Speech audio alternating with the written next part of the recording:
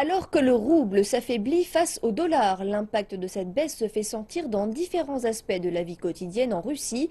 De plus en plus de Russes détenteurs d'emprunts en devises étrangères se rendent compte qu'ils ne peuvent plus rembourser leur mensualité. Des dizaines d'emprunteurs particuliers russes se sont récemment rués dans une agence de la banque Unicredit, exigeant de rencontrer le manager. Tous étaient détenteurs d'emprunts libellés en devises étrangères et devaient faire face à des paiements en forte hausse.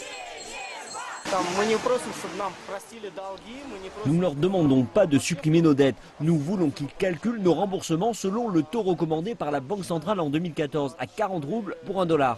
C'est ce que la Banque centrale a recommandé, mais aucune banque n'applique ce taux, y compris Unicredit. De telles protestations se sont reproduites plusieurs fois ces 18 derniers mois, alors que la monnaie russe a perdu près de 60% de sa valeur contre le dollar dans l'intervalle.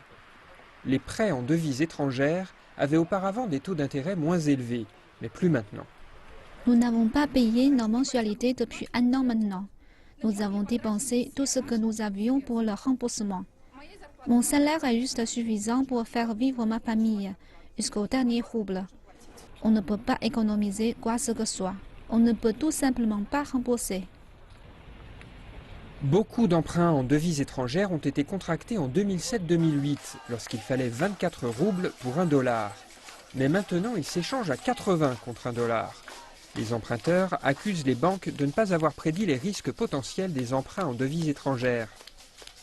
Les banques russes disent coopérer avec leurs clients qui connaissent des difficultés de remboursement et ont établi un programme de refinancement pour les emprunts libellés en devises étrangères. La banque a d'ores et déjà développé un programme qui devrait aider nos emprunteurs en devises étrangères à résoudre leurs problèmes. Nous ne pouvons pas régler tous les problèmes liés à la dévaluation du rouble, mais nous sommes prêts à discuter de possibles programmes de refinancement pour les emprunts. Chaque situation est différente. Selon Rosstat, le PIB russe s'est contracté de 3,7% en 2015. Les analystes prédisent que 2016 sera encore une année difficile pour le pays et ses habitants.